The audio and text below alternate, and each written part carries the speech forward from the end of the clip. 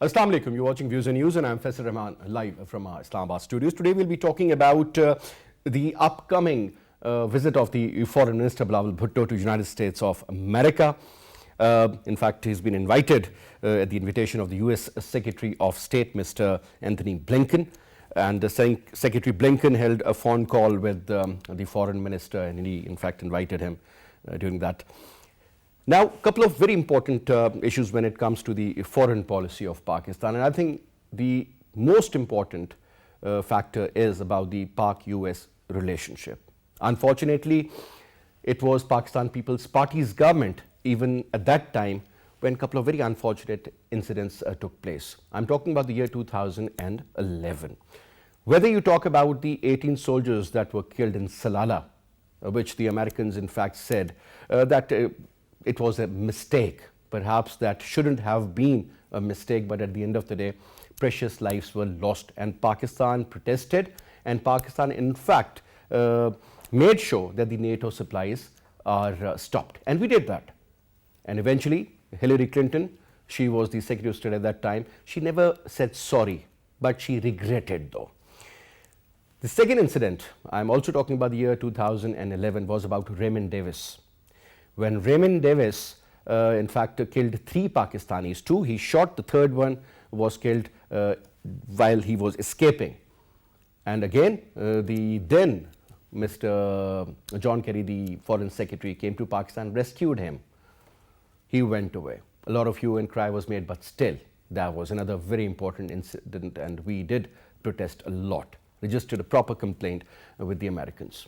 And last but not the least was the 2nd May 2011 incident when Osama bin Laden was killed in Abbottabad. And we all know, whether we were in fact told about it or we were not informed about it, but whatever happened, we all know about it.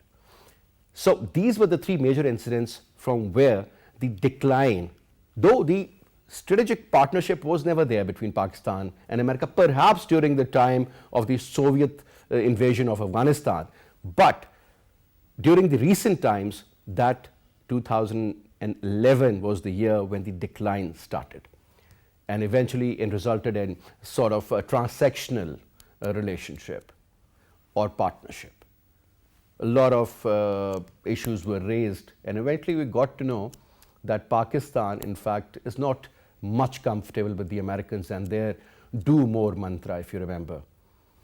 They got close to India, and then with the Indians they developed a strategic partnership on so many counts. I mean, there's a long list, we will definitely talk about that also.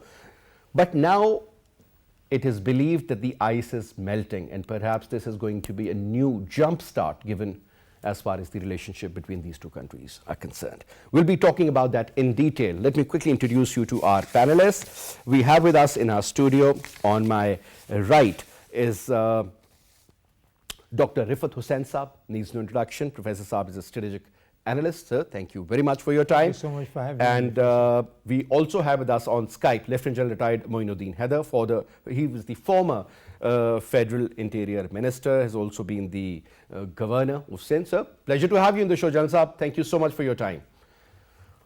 Sir, if you allow me, let me start off from General Saab. Of course. Because military matters more for somehow in certain decision-making process both countries when it comes to United States of America. General Saab, do you think the ice is really melting, and the youngest foreign minister ever in the history of Pakistan, Mr. Bilawal Bhutto, whose grandfather was also one of the youngest foreign ministers, the mother also served as the prime minister, the father as the president. Historically, this family has ruled Pakistan, and in particular Sindh, for a very long time. Do you think, sir, this gentleman, Mr. Bilawal Bhutto Zardari, is going to pave way forward and things will settle to a considerable extent? Your take, General Saab. I hope so, that things will settle. But one should remember, America has chosen India to be a strategic partner, and we are no more as close to America as we were in the 50s or 60s and later, or we were close to them during the Soviet invasion of Afghanistan. So the pattern has been that whenever they need us, Then they establish relationship. They make us a non-NATO ally, and they say we are very close to you, and they pass Kerry Lugar bill. But as soon as their task is done, then they go away and then they put all types of sanctions on us. That is why Pervez Musharraf used to say that we are the most sanctioned ally of the United States. There are so many sanctions against us. Their policy, which they openly state, is carrot and stick policy. That they sometimes give us some aid and sometimes they're nice to us, but other times they become very strict and harsh. Secondly, their interest in Pakistan will always remain there, and Pakistan will remain somewhat important to them, in spite of India being their strategic partner. The reason is that from Pakistan's they can check Chinese moves.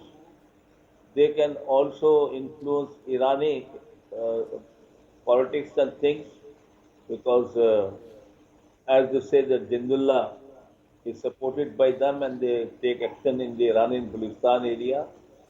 And of course, Afghanistan, they think ISIS and Daesh, etc., Pakistan can be helpful. So we hope that a new phase will start in which our relations will improve with them, because at this time, we do need a nod from them politically to support us, so that they tell the IMF that please, Pakistan is in trouble these days financially, and to bail us out, they must chalk out their next tranche they have to release, so that Pakistan's economic problems, which are very, very serious at this moment, are solved. So this is the most important thing at the moment, and the rest, other things can wait. Otherwise, they have been promising us, arbitration on Kashmir and other things. Also, their interest is that the CPEC should slow down, and I think they would not want us to go too close to China or to Russia. So these are, I think, their strategic aims, for which they will continue to ask or pressurize Pakistan. But maybe that if they need us at this moment, they may give us certain concessions to improve the relations. I hope Mr. Bilawal Bhutto can go and break this ice, and we enter into a new phase of agreements with them, and a new phase to start, in which there is some ease and some there is help from their side. All right. Now coming to you, Dr. Saab, couple of points. Jal Saab said, well, when Musharraf was in power, we were the so-called non-NATO ally, but we were the most sanctioned. The price which we paid is unbelievable and unbearable, sir. Forget about the economy issue. 80,000 lives is not a joke, sir. It's a complete full Calcutta stadium, just imagine. Full of people. That's what 80,000 means. We do not exactly know the number of injured. So many people lost their limbs, and God knows what has been happening ever since. A lot of pressure on Pakistan. Mindset changed. People started hating United States of America. Whenever there was a survey conducted, instead of India, people in fact would point their fingers to the United States of America. But sir, looking at the current development, when Blinken in fact called up the foreign minister, Mr. Bilawal Bhutto, and asked him to visit, means that they have something in their mind. If they do, sir, what do you think are the areas where we can improve our friendship? Yes, we do understand about trade. That's very important. One of the biggest trading partners of Pakistan is America. You talk about IMF issue. That bailout package is as important as oxygen for any human being. You talk about, let's suppose, this FATF issue, sir. No matter what we have done so far, still the sword is hanging on our neck. Most likely this is going to be sorted out. But sir, is this the way? Well, Faisal, there are two things. As a backdrop to Blinken's call to our foreign minister. One is that this is very different from our past relationship under the PPP when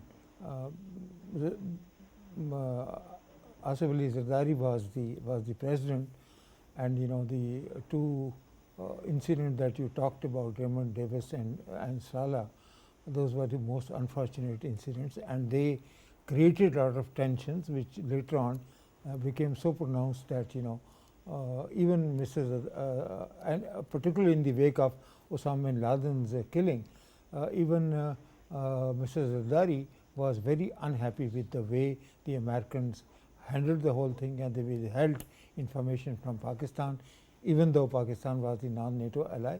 But that's a different story. But this time around, we must not forget the fact that Bilal Bhutto is not representing the PPP. He is representative of a grand coalition government which has been put in place about a month ago in place of Imran Khan's PTI rule.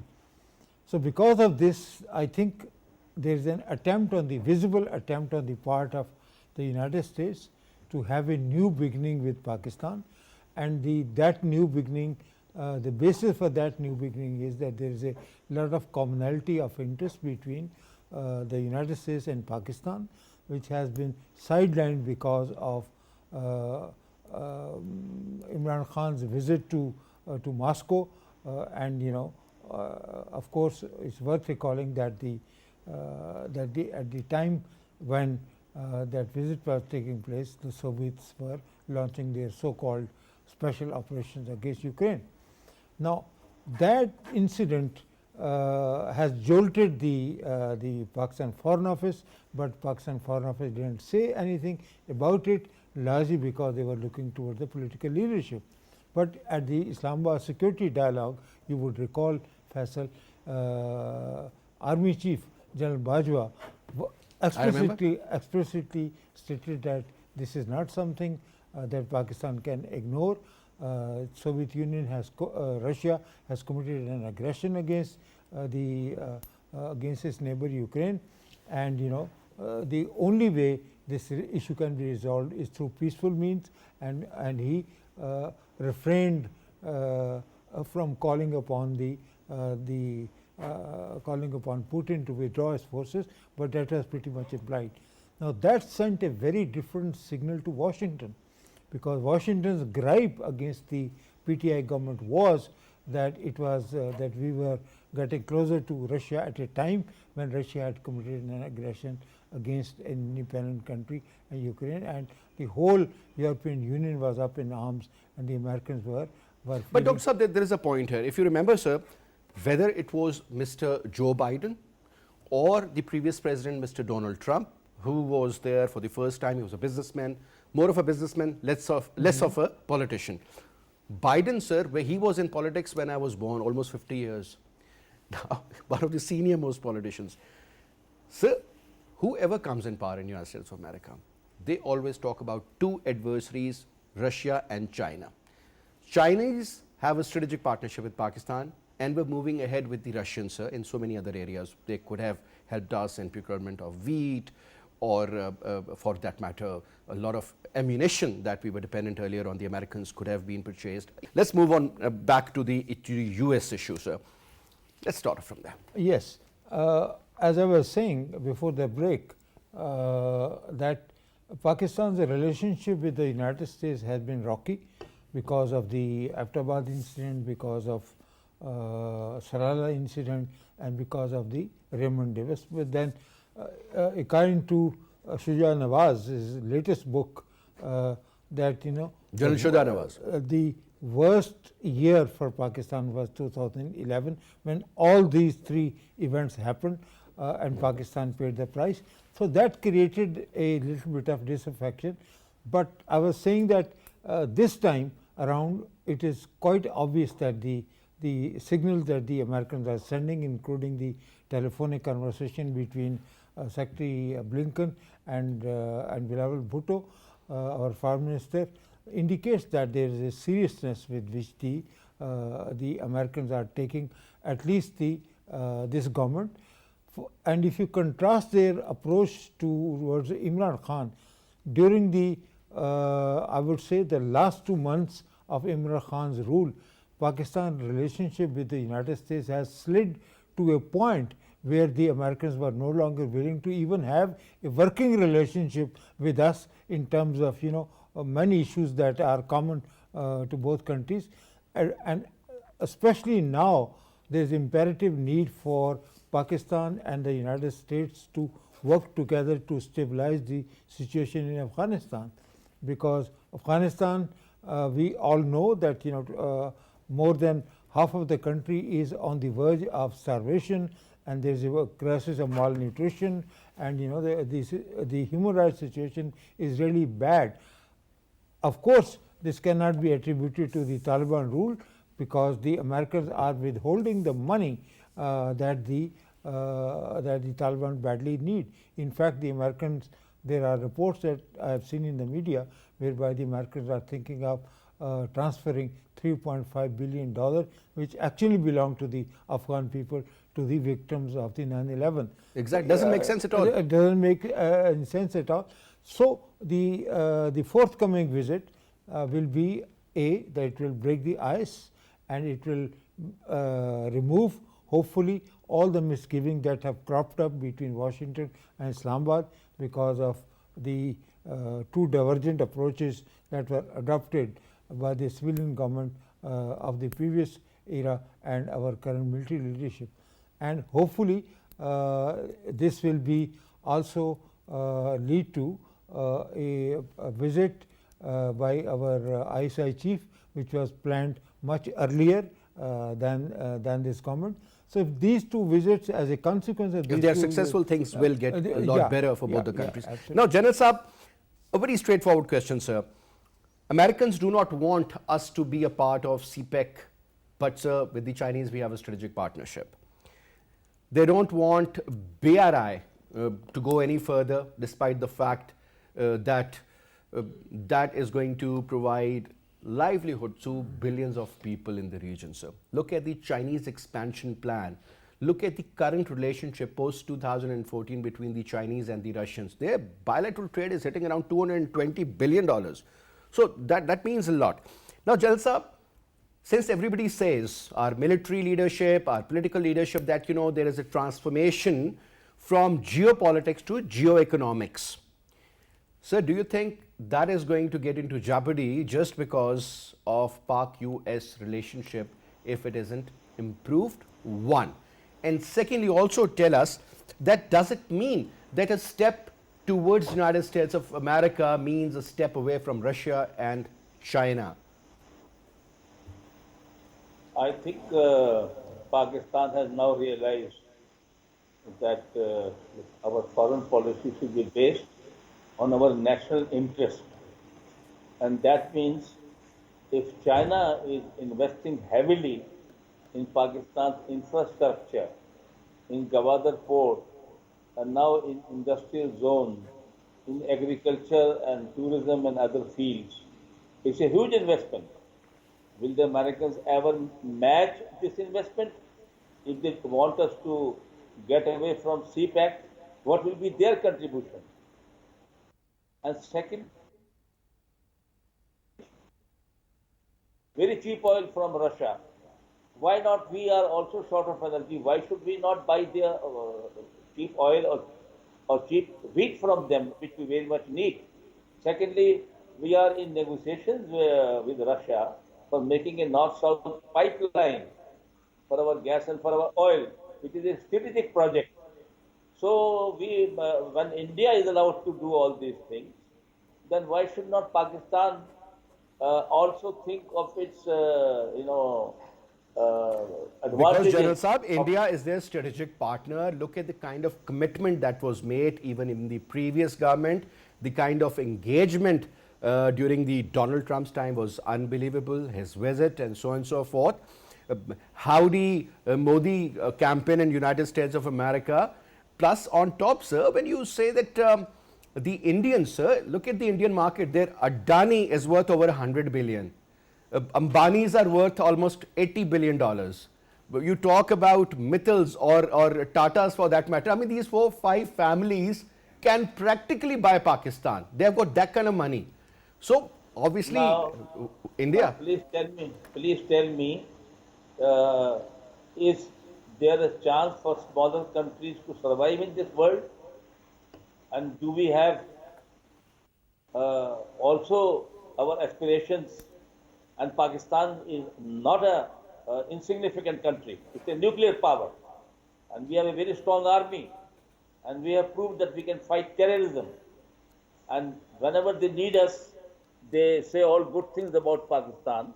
But in spite of the fact that when even America was not recognizing China, at that time Pakistan had relationship with China, and all along we also kept, we were, with Americans also, and we were also with the Chinese, and there was no complaint from Americans at that time because they needed us. So at that time, it is in Pakistan interest. We are short of gas. Our industry is closing down. We have no gas in our houses, but we are not allowed to get cheap gas through pipeline from Iran because of various sanctions. So how long can this go on, and how long we are going to suffer? And if we listen to them and keep a distance from China or from Russia, would America compensate us in the same way and make Pakistan, these shortages of gas and oil and wheat and other things, will they compensate us? What will they do for us if we are doing something for them? And I feel that you have mentioned several times about this 2011 incident. The Salala was very bad incident. Why did we not ask for compensation? When one American is killed, they ask for compensation. Now they want to take away $3.5 billion of poor Afghanis to pay the victims of 9/11. What about these victims? Our lives don't matter? Our blood doesn't matter? I think we have to stand up on these things and think of national interest and all the time not bow and only follow what they say and don't bail us out and don't help us. So I think we should make it clear to them. Sir, you think we are in the position to do so, or do we have the capacity to be that straightforward to the Americans? No, Faisal, the point that General Saab is making is absolutely correct. Whether Americans like to hear this kind of a complaint from us, particularly as relates to the compensation issue, whether they like it or not, but we must make a case for ourselves to the Americans and present that, look, if you want us to move away from Russia in terms of our ability to buy cheap gas and get cheaper wheat from them, then there is going to be a price tag. So how are you going to compensate for us? Because if you want to genuinely, Islamabad to genuinely side with the Americans on this issue, so these are our problems and these are our difficulties. So we must lay it out to the Americans that these are concerns which are existential concerns for Pakistan, and can we count on your support in trying to overcome these issues? And let's see what we are going to hear, whether the Americans will respond to those concerns or not. But the fact remains that we have yet to make a convincing case to the Americans for the kind of genuine problems and the need for us to have American support relating to those issues.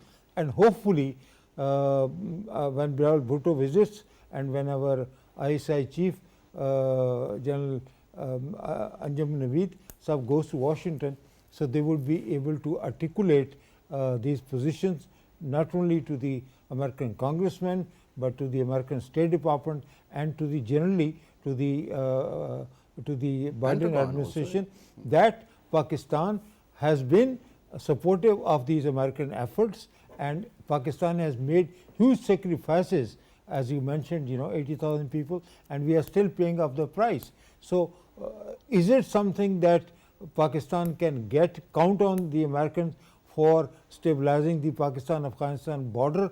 Dr. Saab, coming and cross-border terrorism issue. No, I in fact, Brigadier Mahmood Shah was with me last night in a television program, and I have very categorically asked him about what's going on and who is behind it? Now, I put this question a million times to so many of my guests.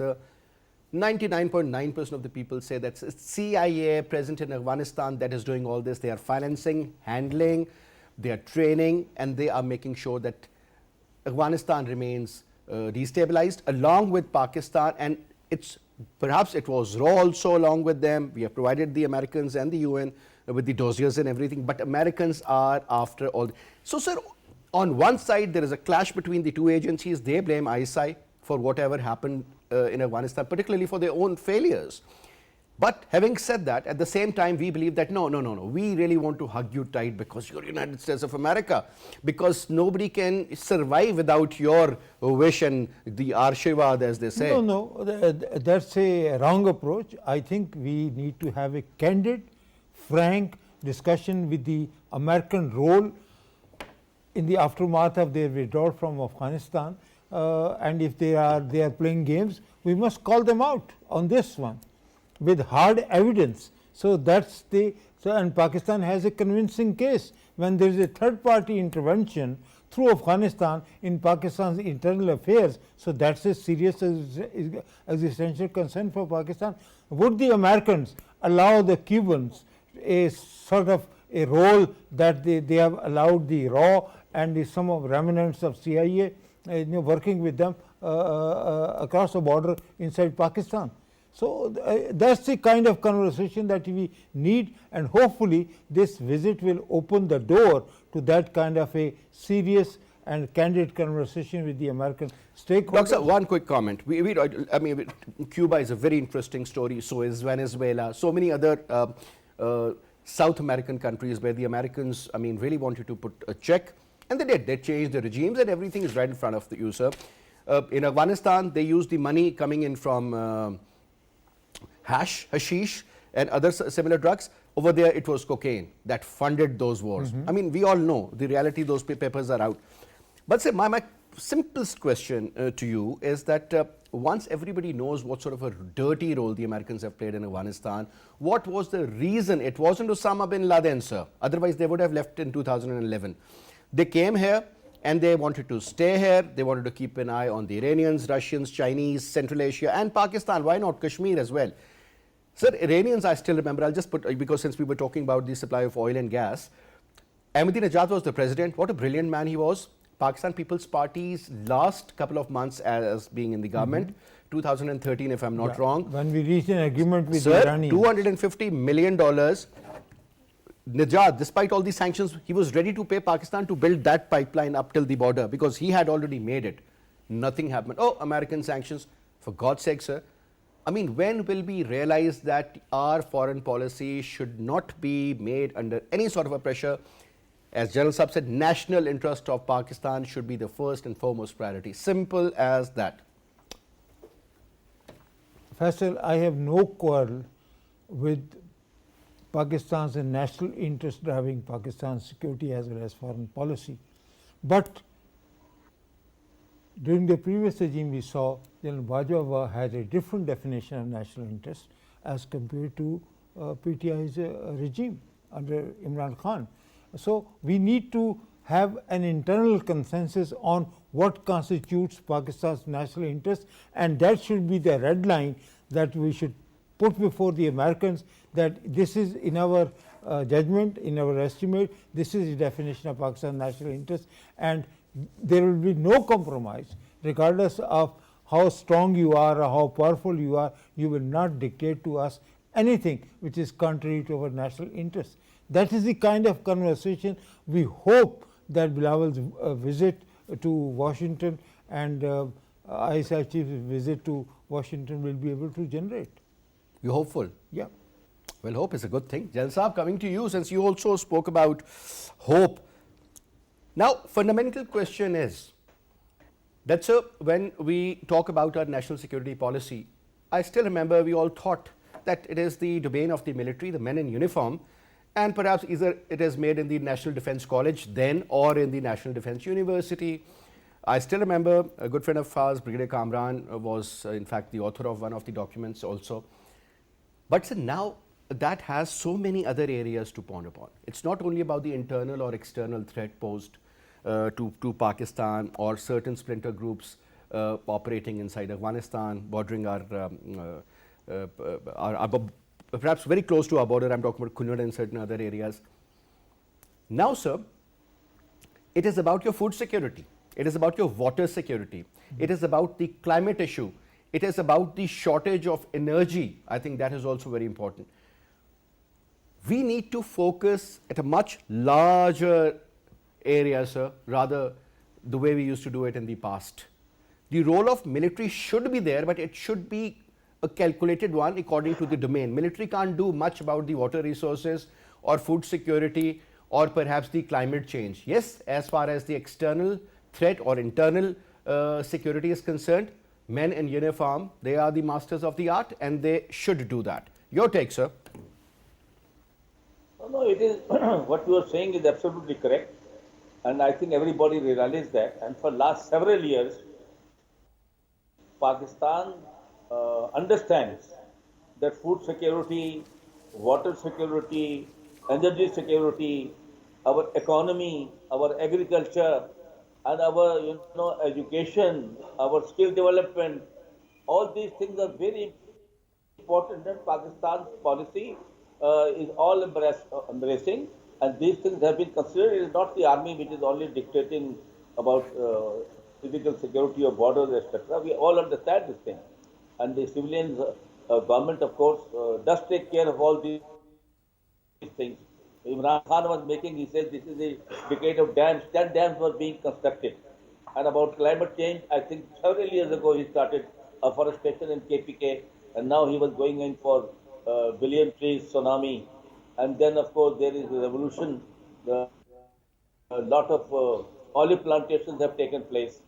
So, about what they're working on this, but of course, a more comprehensive and all-embracing policy is required to be made by our civilian government.